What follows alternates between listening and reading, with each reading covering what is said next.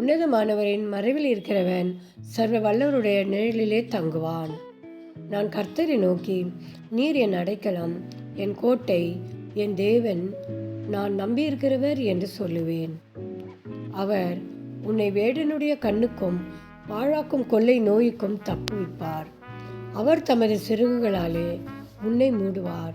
அவர் செட்டைகளின் கீழே அடைக்கலம் புகுவாய். அவருடைய சத்தியம் உனக்கு பரிச்சயம் கேடகமாகும். இரவிலே உண்டாகும் பயங்கரத்துக்கும் பகலிலே பறக்கும் அம்புக்கும் இருளிலே நடமாடும் கொள்ளை நோய்க்கும் மத்தியானத்திலே பாழாக்கும் சங்காரத்துக்கும் பயப்படாதிருப்பாய். உன் பக்கத்திலே 1000 பேரும் வலதுபுறத்திலே 16,000 பேர் விழுந்தாலும் அது உன்னை அணுகாது. உன் கண்களால் மாத்திரம் நீ அதை பார்த்து துன்மார்க்கருக்கு வரும் பலனை காண்பாய். எனக்கு அடைக்கலமாய் இருக்கிற உன்னதமான கர்த்தரை உனக்கு தாபரமாக கொண்டாய்.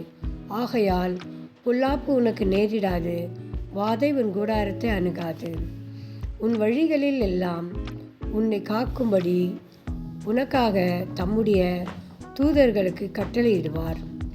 உன் பாதம் கல்லிலே இடராதபடிக்கு அவர்கள் உன்னை தங்கள் கைகளில் ஏந்தி கொண்டு போவார்கள். சிங்கத்தின் மேலும் விரியன் பாம்பின் மேலும் நீ நடந்து பால சிங்கத்தின் வலு சர்பத்தையும் மிதித்து போடுவாய். அவன் என்னிடத்திலே வாஞ்சையாய் இருக்கிறபடியால் அவனை விடுவிப்பேன் என்பதை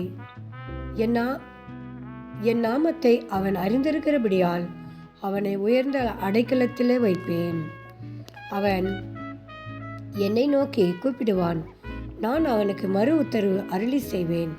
ஆபத்தில் நானே அவனோடு இருந்து அவனை தப்புவித்து அவனை கனப்படுத்துவேன்.